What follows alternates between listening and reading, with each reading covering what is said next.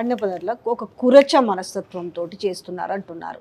ఇప్పుడు ఏది ఏమైనా కూడా మొన్నటి వరకు ఒక టెలిఫోన్ స్కామ్ తీసుకొచ్చారు, టెలిఫోన్ ట్యాపింగ్ తీసుకొచ్చారు, ట్యాపింగ్ అయిందన్నట్టు దాని గురించి కథలు వండి వార్చిరు. ఆ దాంట్లో ఖచ్చితంగా కేటీఆర్ జైలుకు పోతాడు అనేసి నిన్న మొన్నటి వరకు జరిగింది. మళ్ళీ ఈ రోజు కొత్తగా గత 2 రోజుల నుంచి మళ్ళీ దీన్ని తీసుకొచ్చారు. ఏది కమిషన్ ఏర్పాటు చేసి కేసీఆర్ లేఖ రాయడం ఇది. సో కేసీఆర్ కూడా మళ్ళీ జైలుకు పోతాడని మంత్రులు మాట్లాడారు. ఒక విషయం తెలుసు అంటే మినిస్ట్రీ ఆఫ్ కమ్యూనికేషన్స్ ఒక ఇది ఇచ్చారు, ఒక సజెషన్స్ ఇచ్చినారు ప్రెస్కి. అనేక సంవత్సరాలుగా నడుస్తాం. ఏదైనా ఒక అమ్మాయికి వ్యతిరేకంగా ఏదైనా విషయం ఉంటే ఆ అమ్మాయి పేరు రాయొద్దు, అంటే వాళ్ళ పర్సనల్ వ్యక్తిగతమైన విషయాలు ఉంటే వాళ్ళ పేర్లు రాయొద్దు, వాళ్ళ బొమ్మలు చూపించకూడదు. ఫోన్ ట్యాపింగ్ కేసులో పచ్చి అబద్ధాలతోని తర్వాత అనేక మంది యాక్ట్రెసెస్ పేర్లు తీసుకొని వస్తారా? మీకు అసలు మినిమం ఏంటిది, రెస్పెక్ట్ ఫర్ ది లా లేదా?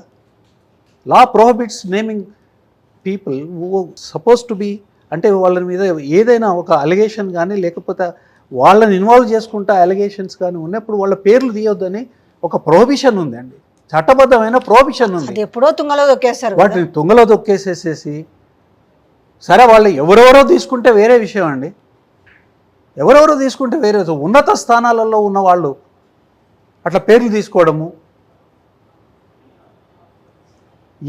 మీరు జనానికి ఏం నేర్పించదలుచుకున్నారు? సమాజానికి ఏం నేర్పించదలుచుకున్నారు? 40 ఏళ్ళు దేశానికి స్వతంత్రం వస్తే 49లో తెలంగాణకి స్వతంత్రం వచ్చింది. 49 ఇప్పటి వరకు అనేకం సాధించినాము, మంచితనంతో సాధించినాము, కష్టపడి సాధించుకున్నాము, కల్చర్ని సాధించుకున్నాము, ఎడ్యుకేషన్ని సాధించుకున్నాము, అంతరిక్షంలోకి పోయినాము. కానీ సంస్కారాన్ని పోగొట్టుకుంటే ఎట్లయితుంది? ఈ సంస్కారం లేకపోతే మిగతా అన్ని ఉండి కూడా ఉపయోగం లేదు కదా. ఇది ఎట్లా అంటే దొంగతనాన్ని కూడా సమర్థించినట్టుగా మాట్లాడడం అన్నట్టు. ఒక ఆడ కూతురుకు సంబంధించిన విషయాలు ఏదైనా నిజంగా ఉన్నదా లేదా విచారణ చేయించండి. మీ దగ్గరే ఉన్నది, ప్రభుత్వం దగ్గరే వ్యవస్థ ఉన్నది, మీరు విచారణ చేసి కోర్టుకు సమర్పించాలి. కోర్టుకు సమర్పించే దానికన్నా ముందే అసలు విచారణ నుంచి వస్తున్నాయా, ఎక్కడి నుంచి వస్తున్నాయో తెలియదు. మీకు బాధ్యత లేదా దీని మీద? మీరు అంటే పోలీసు వ్యవస్థకు కానివ్వండి, తర్వాత గవర్నమెంట్కి బాధ్యత లేదా దీన్ని ఆపేదానికోసం? ఎవడు ఏం మాట్లాడితే అది మాట్లాడినిస్తారా? ఆఫ్టర్ ఆల్ ఎవరికంటే హక్కు ఎవరికి ఉన్నది, అధికారం ఎవరికి ఉన్నది? అంటే ప్రజల యొక్క తర్వాత వ్యక్తుల యొక్క హక్కులు ఎప్పుడైతే ప్రమాదంలో పడతాయో వాటిని కాపాడాల్సిన అవసరం ఎవరికి ఉందండి? బాధ్యత ఎవరికి ఉంది? ప్రభుత్వానికి ఉన్నది. ప్రభుత్వంకి అంటే పోలీసు వ్యవస్థ ద్వారా ప్రభుత్వానికి ఉంది. ఒక్క విషయంలోనైనా తీసుకుంటున్నారా? ఒక్క విషయంలో కూడా చర్య తీసుకోవట్లే, వదిలేస్తూ ఉన్నారు. పైనుంచి ఇంత ఆ మంటలో ఇంత ఆజ్యం పోస్తాం. అది ఎలా? ఉన్నత స్థానాలలో ఉన్నవాళ్ళు, మంత్రుల స్థానాలలో ఉన్నవాళ్ళు ఈ రకమైన ప్రేలాపనలు చేస్తే, అమ్మాయిల పేర్లు తీసుకొని మాట్లాడితే ఏంది ఇది? ఎక్కడ పోవాలి ఇది? అంటే మీరు ఎక్కడికి నెడుతున్నారు ఈ సొసైటీని? ఎప్పుడైనా ఎవరైనా మాట్లాడినారా? అంటే ఇట్లా మాట్లాడితే చెల్తుందని అనుకుంటున్నారు, కానీ ఇట్లా మాట్లాడితే చెల్లదు. ఇట్లా మాట్లాడితే ప్రజలు ఆలోచించడం మొదలు పెడతారు. ఇప్పుడు దాకా ప్రజల్ని మీరు దీంతో వినోదం పంచుతున్నట్టుగా అనిపిస్తూ ఉంది. ఒక పైచాచిక ఆనందాన్ని మీరు ఇచ్చి ప్రజలకు వినోదాన్ని ఒక టార్గెటెడ్గా ఎందుకు అనుకోరు? మరీ ఇంత దుశ్చర్యకు పాల్పడ్డారా? అంటే ఒక సెలబ్రిటీల సంసారాలలో ఈ విధంగా చేసిరా, వ్యక్తిగత విషయాలలో కూడా వాళ్ళ సమాచారం తెలుసుకోవడానికి ఈ విధంగా చేసిరా అనేది ప్రజల ముందు వీళ్ళని దోషులుగా నిలబెట్టే ప్రయత్నం జరుగుతుందని ఎందుకు అనుకోవటం లేదు? కరెక్ట్ అండి, అనుకుంటున్నాం మేము. దానికేమీ ఇదేం లేదు, మాకు స్పష్టంగా తెలుసు. తెలివిగానే చేస్తున్నారు, కావలసుకొని చేస్తూ ఉన్నారు, కావలసుకొనే చేస్తూ ఉన్నారు. పైచాచిక ఆనందం ఏ పార్ట్ కావలసుకొనే చేస్తూ ఉన్నారు. కావలసుకొని ఎందుకు చేస్తున్నారు అంటే నాన్ ఇష్యూస్ని చేయాలి. ఎందుకనంటే అసలు ఇష్యూస్ బయటకు వస్తాయి. మీరు 419 420 ప్రామిసులు చేసినారు, కార్డులు ఇచ్చినారు, గ్యారంటీ కార్డులు ఇచ్చినారు.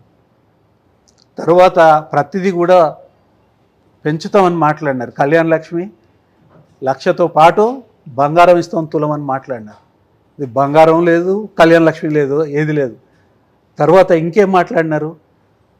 కేసీఆర్ 15,000 5 సంవత్సరాలలో ఇస్తానని అంటున్నాడు. మేము ఎకరానికి 15,000 మేము ఇప్పుడే చేస్తాము అని చెప్పినారు. రైతు భరోసా ఇప్పుడు వాళ్ళు పెట్టింది రైతు బంధుని ఇంతవరకు రాలేదు, ఇంత మటుకు ఇవ్వాల్సిన రైతు బందే అందరికీ రాలేదు. అంటే మీరు దాన్ని రద్దు చేయలేదు. రద్దు చేయనప్పుడు మొత్తము ఆ స్కీమ్ని కంప్లీట్ చేయాలి, ఇంప్లిమెంట్ చేయాలి. కంప్లీట్గా ఇంప్లిమెంట్ కాలేదు. అది 10 ఎకరాల వరకు ఎంత ముట్టిందా లేదా కూడా డౌటే. తర్వాత ఇంకా ఎన్నండి చాలా విషయాలు వాళ్ళు మాట్లాడినారు. అసలు మహిళలకు 2,500 రూపాయలు అన్నారు, వాటి ఊసు లేదు. కౌలు రైతులు అన్నారు, అన్నారు, విద్యార్థులకు 5 లక్షల భరోసా కార్డు అన్నారు, పెన్షన్స్ విషయంలో 4,000 రూపాయలు అన్నారు, 6,000 రూపాయలు దివ్యాంగులకు అన్నారు. చాలా ఉన్నాయి అంశాలు. 2 లక్షల రుణమాఫీ విషయం ఇప్పుడు రేపు ఆగస్టులో ఇస్తామన్నారు. దానికి కూడా ఇప్పుడు చాలా లిమిటేషన్స్, దానికి కూడా ఒక సీలింగ్ తెచ్చే సమస్య తీసుకొస్తున్నారు. రేపు ఇవేవి కూడా వార్తలు కాకూడదు, ఇవేవి కూడా పాయింట్ అవుట్ కాకూడదు. గుర్తు రాకుండా ఉండేదాని కోసము ప్రజలు దీని మీద రియాక్ట్ అవి ఉండేదానికోసము ఇప్పుడు ఈ సినిమాలన్నీ వాళ్ళే ఏమంటారు, కథ, మాటలు, పాటలు, దర్శకత్వం అన్నీ కూడా ఇవాళ ప్రభుత్వంలో ఉన్న పొలిటికల్ పార్టీనే చేస్తూ ఉంది. వాళ్ళే చేస్తూ ఉంది. వ్యవస్థలన్నింటినీ ఈ దరిద్రానికి ఉపయోగిస్తున్నారు. దుర్వినియోగం అని అంటే దుర్వినియోగం చేస్తూ ఉన్నారు. ప్రజలంతా తెలివి తక్కువలండి. కేంద్రంలో ప్రభుత్వానికి ఒకరికి ఓటేయాలి, రాష్ట్రంలో ప్రభుత్వానికి ఇంకోళ్ళకి ఓటేయాలన్నంత విజ్ఞత ఉన్న ప్రజల్ని మీరు ఇవాళ అవలాగాలని చేద్దామనే ప్రయత్నం ఏదైతే చేస్తారో మీకు చాలా ఎదురుదెబ్బ తగులుతుంది. ప్రజలకు కూడా అర్థమవుతుంది. ఊరుకోవా చాలా చెప్పినావు, నువ్వు చెప్పినవి చేయి ముందుగా అనే రోజు కూడా వస్తుంది. ఆ రోజు కూడా వస్తుందండి. దాంట్లో ఏమి ప్రజల యొక్క విజ్ఞత గురించి, విజ్డమ్ గురించి, కలెక్టివ్ విజ్డమ్ ఆఫ్ పీపుల్. కానీ కొంత మేరకు సక్సెస్ అయ్యారని కూడా చెప్పుకోవచ్చు. ఇప్పటి వరకు అయితే ప్రజలని ఇవ్వాల్సిన వాటిని డైవర్ట్ చేస్తూ, వాళ్ళని హోల్డ్ చేస్తూ, వాళ్ళని ఎంగేజ్ చేస్తూ పోతున్నారు. కాబట్టి మేము ఎంతకాలమైనా ఎంగేజ్ చేసుకుంటూ పోతాం. ఇప్పుడు ఇంకొక వార్తను బాగా స్ప్రెడ్ చేస్తున్నారు. ఖచ్చితంగా ఇప్పుడు కాళేశ్వరం కావచ్చు, ఫోన్ ట్యాపింగ్ విషయం కావచ్చు, ఇప్పుడు ఈ విద్యుత్ ఒప్పందాల విషయంలో కావచ్చు. సో ఖచ్చితంగా జైలు అనే మాటని మనము రోజు దినపత్రికల్లో చూస్తున్నాం, మెయిన్ స్ట్రీమ్లో చూస్తున్నాం, సోషల్ మీడియాలో చూస్తున్నాం. అసలు ఏం జరగబోతుంది? నిజంగా వీళ్ళు ఏ రకంగానైనా అరెస్ట్ చెయ్యాలి, చేసి లోపల పెట్టాలి అనే ఒక దాంతోటి పావులు కదుపుతున్నారు అనుకోవచ్చా? వాళ్ళకి మనసులో ఏమున్నది అనేది జరుగుతున్న వాళ్ళు ఏంటంటే వాళ్ళు చేయలేని విషయాలు చాలా ఉన్నాయి. వాళ్ళు ప్రామిస్ చేసినాయి. ప్రతి అడుగులో ఒకటి కొత్తది క్రియేట్ చేసే దానికోసం దాంట్లో నుంచి సెన్సేషన్ని ప్రజలకి చూపించేసేసి దాంట్లో వాళ్ళు చేయలేని విషయాలు అవుతున్నాయో వాటిని మభ్యపెట్టాలనే ఆలోచనతో చేస్తున్నారు. తర్వాత ఒక విషయం మాత్రం నేను చెప్తాను, జరగబోయే విషయం మీరు అడుగుతా ఉన్నారు, జరుగుతున్న విషయం చెప్తాను. అనేక నియోజకవర్గాలలో పోలీస్ వ్యవస్థని దుర్వినియోగం చేసి బీఆర్ఎస్ కార్యకర్తల మీద బీభత్సమైన కేసులు పెడతా ఉన్నారు. అంటే బేస్లెస్ కేసులు పెడతా ఉన్నారు. 5 సంవత్సరాల కింద నువ్వు అది చేసినావు అని ఇవాళ కంప్లైంట్, ఈ క్షణానికి కంప్లైంట్ తీసుకొని ఇంకో గంటలో పోయి అరెస్ట్ చేస్తూ ఉన్నారు. వాళ్ళు ఆ తర్వాత వాళ్ళని బెదిరించుడు, మీరు కాంగ్రెస్ పార్టీలో చేరండి, బీఆర్ఎస్ పార్టీకి వదిలేసేయండి, ఇట్లా చేసే కార్యక్రమాలు చాలా చేస్తూ ఉన్నారు. నా దగ్గర బోల్డని కేసులు వచ్చినాయి. ఆ కేసులలో లొంగిపోయిన వాళ్ళు లొంగిపోతూ ఉన్నారు, కొట్లాడేటోళ్ళు కొట్లాడుతూ ఉన్నారు. అయితే అదే పద్ధతుల్లో ఇవాళ ముందే ఏం చేస్తున్నారు అంటే ఒక ప్రచారాన్ని, ఒక నేరేషన్ని డెవలప్ చేస్తా ఉన్నారు. చేసేసేసి తర్వాత అరెస్టులు చేసే కార్యక్రమం పెట్టుకుంటూ కానీ బీఆర్ఎస్ పార్టీ కొట్లాడుతుందండి.